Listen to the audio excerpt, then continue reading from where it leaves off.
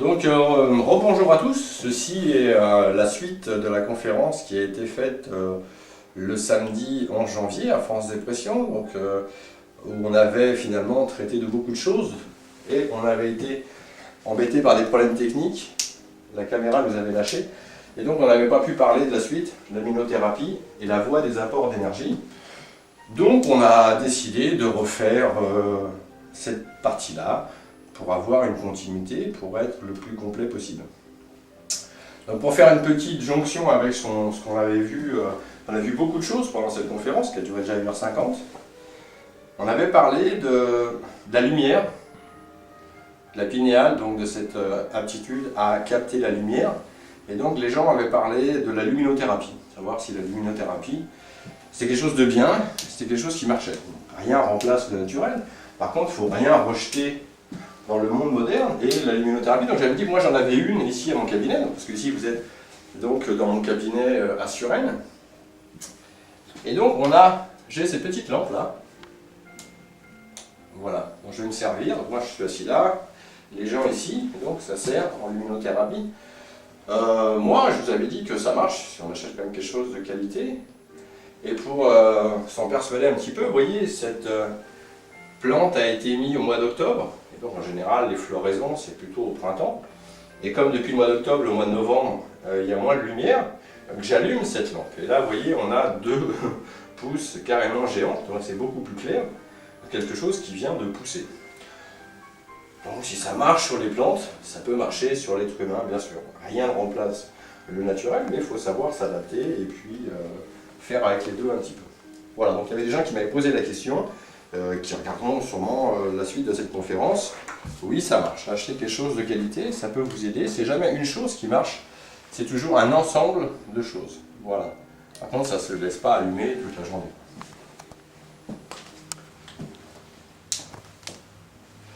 Donc, on va enchaîner, même si ça a déjà été fait, c'est pas grave, on va le refaire. On va parler de l'aminothérapie. L'aminothérapie, donc on a parlé des protéines dans cette conférence, assez longuement. Mais en fait, qu'est-ce que les protéines, sinon des acides aminés?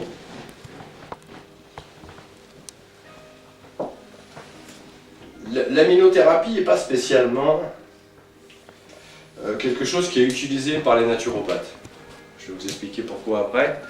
Voilà, ça dépend des écoles, ça dépend des cursus, puis chacun apporte un petit peu de son histoire à sa façon de travailler. Donc pour parler des acides aminés, on reparle des protéines. Qu'est-ce que sont que les protéines? Les protéines sont des aliments plastiques. Ce sont des aliments de reconstruction. Dans n'importe quel compte-rendu scientifique, la protéine, elle est indispensable.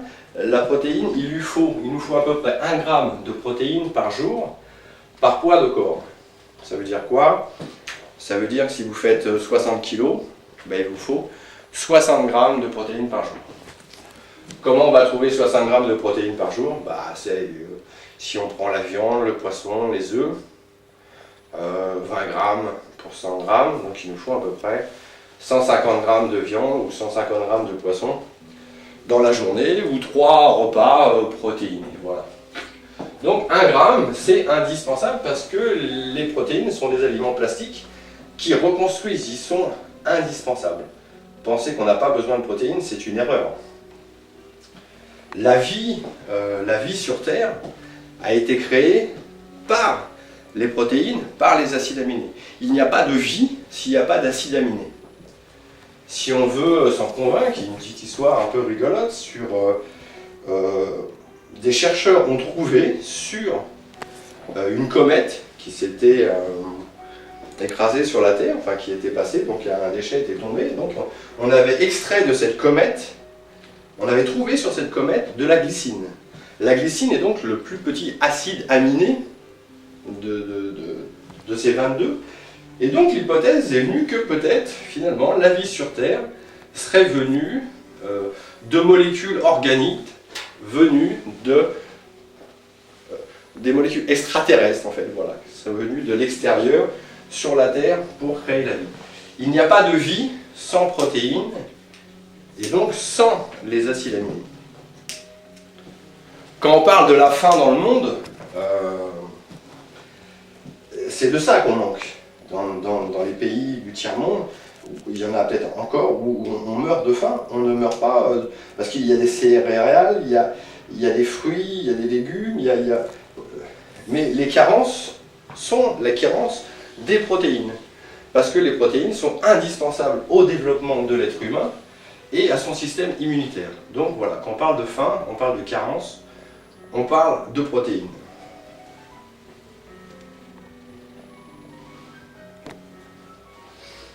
Alors, qu'est-ce que sont que les acides aminés? Les acides aminés, ce sont les composantes des protéines. C'est-à-dire, imaginez un collier, hop, c'est une protéine, et chaque petite boule est un acide aminé. Voilà, la protéine est une succession d'acides aminés, avec des pourcentages assez variables, selon ses origines, bien sûr. Et en fait, les acides aminés, l'étude des acides aminés est juste fascinante. Parce que les acides aminés rentrent dans elles sont impliquées dans tous les processus vitaux de l'organisme. Elles servent à la synthèse protéique, à la reconstruction musculaire. Elles servent aux réactions enzymatiques.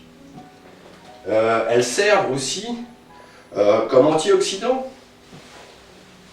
Quand on parle d'antioxydants, on parle souvent des vitamines. Bien sûr, les vitamines sont des antioxydants, mais ils doivent être apportés par notre nourriture quotidienne. Alors que l'organisme est assez intelligent, il fabrique certaines de ces acides aminés pour en faire des antioxydants. Les antioxydants étant leur propriété est de piéger les radicaux libres pour éviter à la cellule de se fatiguer et de partir un petit peu en live comme ça. Ce sont aussi les acides aminés des précurseurs d'hormones. Précurseurs d'hormones pour stimuler, pour apaiser, pour réguler. On en a parlé un petit peu dans la conférence. L'idée c'est d'apaiser, de soulager un petit peu le système nerveux. Les acides aminés renforcent aussi le système immunitaire. Enfin voilà, on peut développer, il y a tellement de choses incroyables sur les acides aminés que j'avais envie de vous en parler. Parce que finalement, c'est quelque chose de pas très connu ou de très peu diffusé. Pourquoi c'est pas diffusé? Je sais pas. Donc là, aujourd'hui, je vous en parle. Il n'y a pas que moi qui sais ça, bien sûr, il y a aussi plein d'autres gens.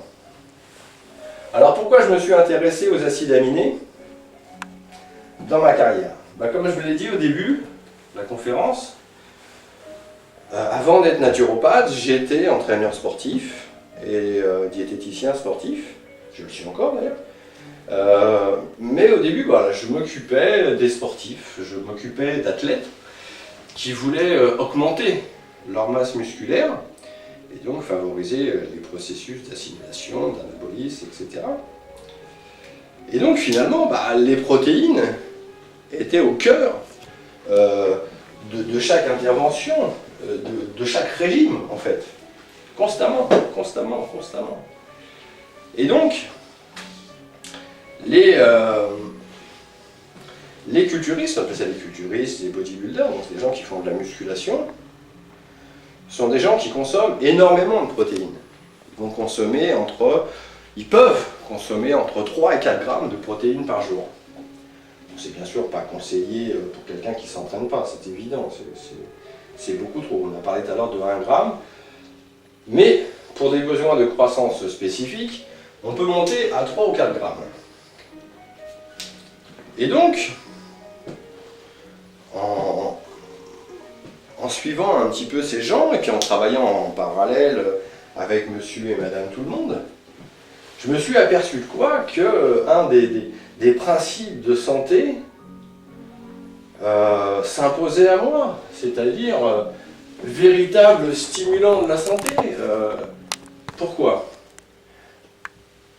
Culturiste, gros consommateur de protéines. Donc, gros consommateur d'acides aminés, c'est logique, quantité est beaucoup plus importante. Et bien en fait, la constatation que j'ai faite, en 15 ans de club, c'est long 15 ans quand même, j'ai jamais vu une femme ou un homme manquer un entraînement. Et quand je vous parle d'un entraînement, c'est pas un entraînement, ça pouvait être entre 3 et 5 entraînements par semaine. Jamais j'ai vu quelqu'un manquer sa séance. Les gens qui venaient étaient toujours d'humeur égale, ils étaient toujours de bonne humeur, j'en ai vu plein. Ils sont toujours la pêche, et ils sont rarement fatigués. J'en ai jamais vu de malade. Ils ont un super sommeil, et ça ne les empêche pas de vivre comme tout le monde, c'est-à-dire qu'ils ont leur sport, qui leur demande beaucoup d'énergie, mais en plus, ils ont une vie aussi comme tout le monde, quoi. Et donc, ça faisait quand même beaucoup de choses qui se rassemblaient en disant comment ça se fait que les sportifs, ces gens-là sont toujours au top de leur forme, et surtout je parle au niveau de la fatigue et au niveau de l'humeur. Et donc moi j'ai associé ça, donc on peut dire bien sûr l'entraînement, la motivation à l'entraînement, ça c'est évident. Le corps c'est une chose qui s'use si on s'en sert pas, mais l'inverse c'est complètement vrai, c'est-à-dire que plus on l'utilise, plus il est efficace. Si vous sortez votre chien 4 fois par jour, il sera en meilleure santé que si c'est juste le soir une petite sortie pour faire pipi, quoi. Et donc ces gens-là qui ont cet objectif, cette motivation de s'entraîner, ça suffit pas. La motivation, ça suffit pas parce qu'ils avaient aussi une vie entre eux. Et donc je me suis dit, finalement, en plus de cette motivation, qu'est-ce qu'ils ont ? Ils ont une bonne hygiène de vie, bien sûr, mais ce sont de bons consommateurs de protéines.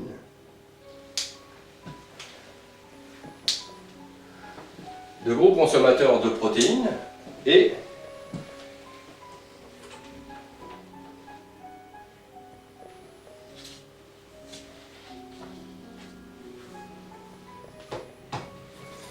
voilà. C'est-à-dire que je voulais parler, c'est ça, moi de ma déduction à moi, et puis finalement, c'était mon avis à moi, ma déduction, et puis je me suis intéressé, parce qu'en fait, il n'y a aucun livre sur les acides aminés. Il y a 2-3 trucs aux États-Unis, donc moi j'en ai fait un petit, en France il n'y a rien. Et je m'y suis intéressé pour voir. Et finalement, j'ai découvert au fil des années, quoi ? Que finalement, le monde scientifique, les chimistes, disaient la même chose que moi sur les acides aminés, qui sont des véritables stimulants de la santé, à tout point de vue, tous, il y en a 22, vous avez 22 acides aminés, il y en a 8 qui sont essentiels. Pourquoi 8 essentiels ? Ce sont les chimistes qui ont trouvé ça. Ils ont trouvé ça et ils ont dit que finalement, l'organisme ne les fabrique pas, donc il faut les apporter régulièrement par l'alimentation. Régulièrement par l'alimentation. Et donc, si le monde scientifique, mes observations et les chimistes ont réussi à décortiquer, c'est-à-dire à ressortir une acide aminé et puis d'en définir ses propriétés, ses spécificités et que ça servait à quelque chose, ça corrobore un petit peu tout ce que moi j'ai étudié. Et donc le côté magique, c'est que finalement, ces chimistes-là, ils ont isolé les protéines. Et ce qui fait que finalement, au lieu de manger 200 ou 300 grammes de viande, on peut arriver à extraire des acides aminés en gélules. Et là, on a pu les lipides, la digestion de la protéine, etc., qui épuisent le système digestif, les reins, etc. Et là, on a une petite gélule qui va faire, le principe actif va être beaucoup plus puissant parce qu'on va davantage pouvoir le doser et on n'aura pas la dépense d'énergie pour digérer. Donc, à part le monde du bodybuilding et du culturisme, j'ai commencé, moi, progressivement, à mettre ça en place avec monsieur et madame tout le monde. Et là, quand on connaît un petit peu les acides aminés, on obtient des choses assez incroyables, on obtient des résultats assez incroyables dans la fatigue nerveuse, dans la fatigue chronique, dans la dépression, dans les problèmes de peau, dans les problèmes de surpoids. Et donc, pour vous, c'est quelque chose de pas connu, donc l'acide aminé, qu'est-ce que c'est un dopant, etc. Non, ça n'a rien à voir. Je ne vous parle pas de stéroïdes anabolisants, d'androgènes, d'hormones de croissance, choses comme ça, de produits illicites. Là, je vous parle d'organites moléculaires reconnus depuis la nuit des temps. Ça existe, voilà. Donc ce sont des choses naturelles.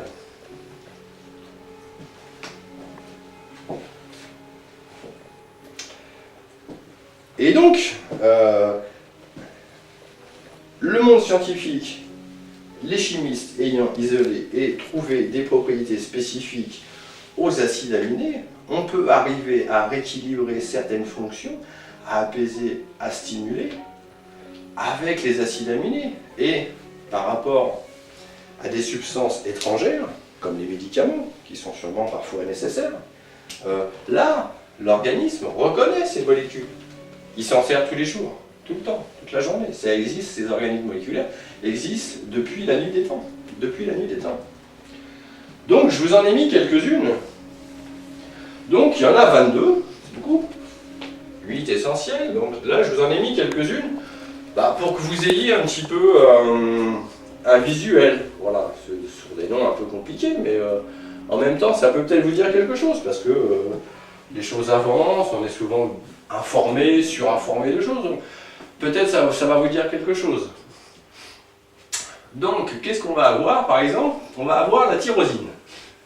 Tyrosine, neurotransmetteur, pour sécréter quoi? Sur les surrénales, de la dopamine. Stimulant, désir, action. Très important lorsqu'on est en manque d'entrain et qu'on est fatigué, la tyrosine est vraiment top. Vraiment top. Vous avez le tryptophane. Alors celle-ci peut-être davantage connue parce que dans certains pays, on a longtemps soigné les dépressions avec du tryptophane, ou du moins on essayait aussi de réguler des problèmes de sommeil. Pourquoi on faisait ça? Parce que le tryptophane est le précurseur de la sérotonine. Précurseur de la sérotonine, ça veut dire qu'il va inciter la sécrétion d'endorphine, donc le relâchement du système nerveux, et donc l'endormissement et la relaxation. Vous voyez? Et donc le tryptophane, parce qu'il y a toujours des raisons un petit peu à tout, et on disait toujours, tiens, un verre de lait le soir, ça va aider un enfant à bien s'endormir. Pourquoi pas? Pourquoi pas? Parce que le lait quand même est riche en tryptophane. Par contre, ce qu'il faut savoir, c'est que ces petites molécules, à peu près toutes, hein, elles sont quand même assez sensibles à la chaleur. Voilà. Donc si vous prenez un verre de lait chaud, il y aura du tryptophane dedans, c'est pas mal.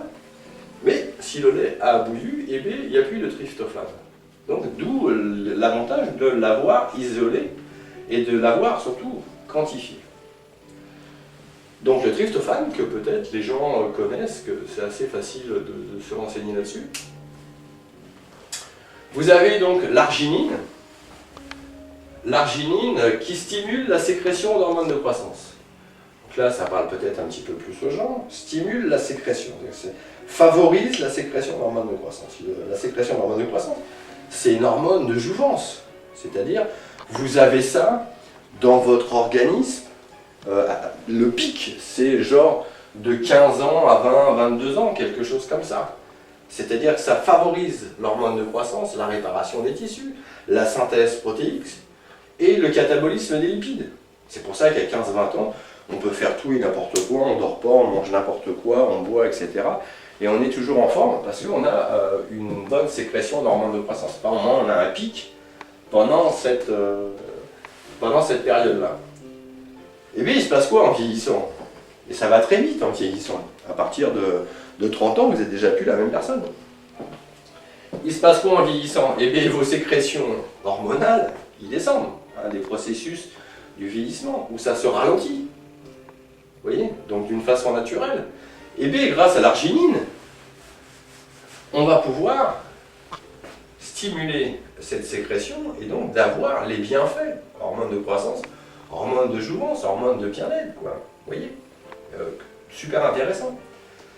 Vous allez avoir aussi la L-ornithine. Alors celle-ci, et je ne sais pas si on le voit là-bas, peut-être oui, caméra, celle-ci est fabriquée par celle-ci. Voilà, c'est assez lié quand même, les protéines, des associations, des choses comme ça. Voilà. Mais souvent, quand ils sont conseillés les deux. Cet acide aminé est aussi assez incroyable, c'est-à-dire qu'elle va faciliter l'élimination de l'urée. Donc les gens savent ce que c'est, l'urée, un déchet. Mais au niveau du foie, souvent le foie, chez les gens qui sont en fatigue nerveuse, marche pas trop mal. Mais le cerveau, un petit peu moins bien. Et bien, ça va faciliter l'élimination, l'ornithine va faciliter l'élimination de l'ammoniac dans le cerveau. Et donc on a recherché à quoi ça pouvait servir et quel était l'impact de l'ammoniac sur le cerveau. On peut avancer l'idée que les insomnies sont dues à la présence d'ammoniac dans le cerveau. Voilà, c'est jamais une chose sûre à 100%, et c'est comme ça, c'est un ensemble de choses, quoi. Voilà. Mais c'est en ça que les acides aminés régulent, à quel point ils régulent le fonctionnement physiologique, le métabolisme de l'organisme, c'est assez incroyable, quoi.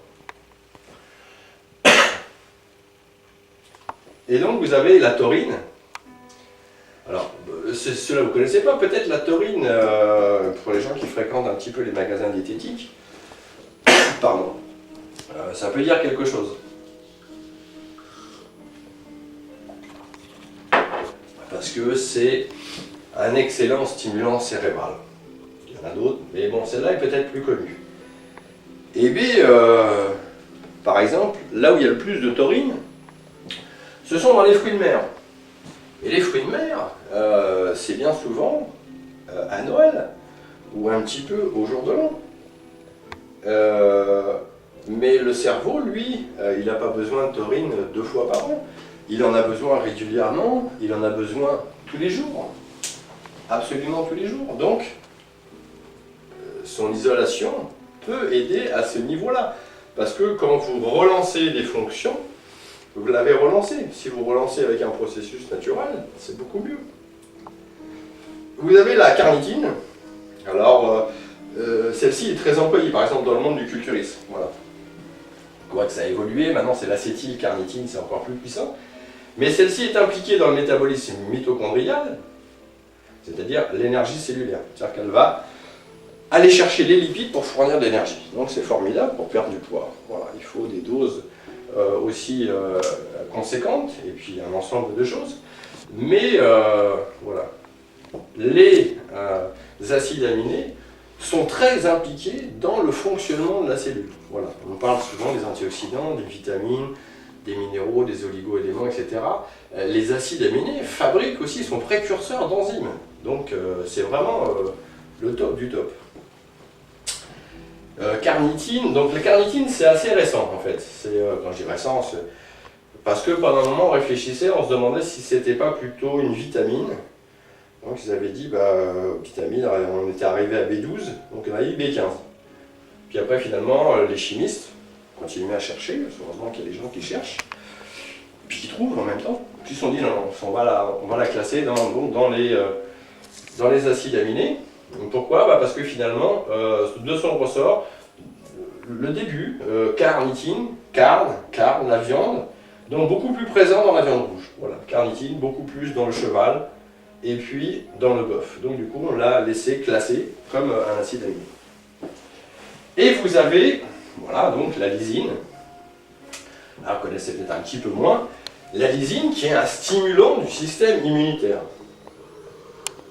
Regardez, avec de la lysine, on va arriver à enrayer une crise d'herpès. On vous demande c'est ce que c'est l'herpès, c'est un bouton de fièvre. Voilà. Donc vous l'avez, c'est un virus, il va et vient en fonction de votre fatigue. Voilà, avec quelques grammes de lysine, on va stopper radicalement la poussée. Voilà. C'est, je vous le disais, peu diffusé et on n'est pas informé de ça.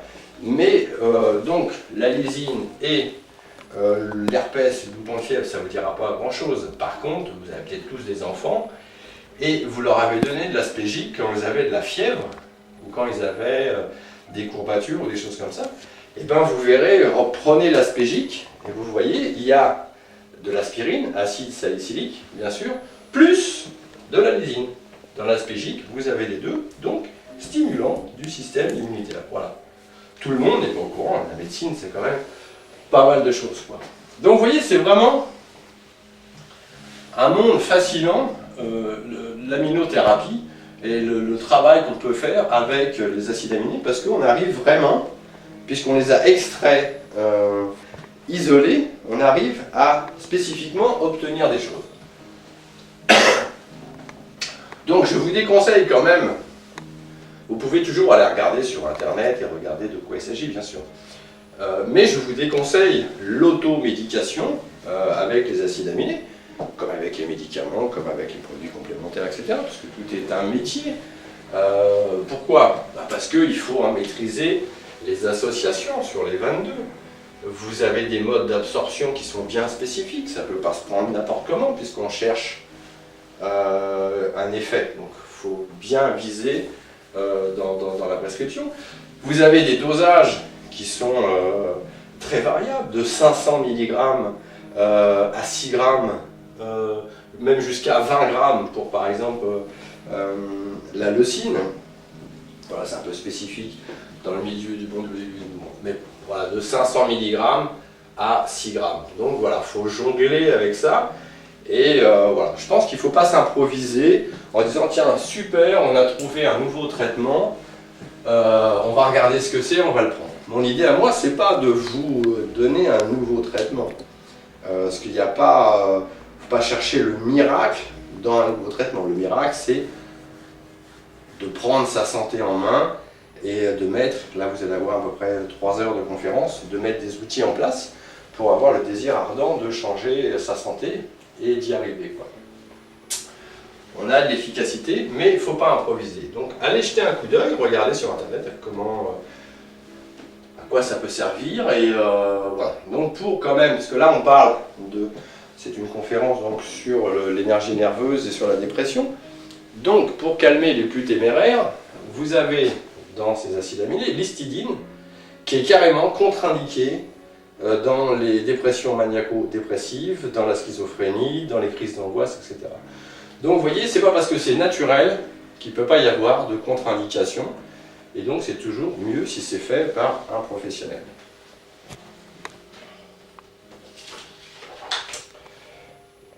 Voilà.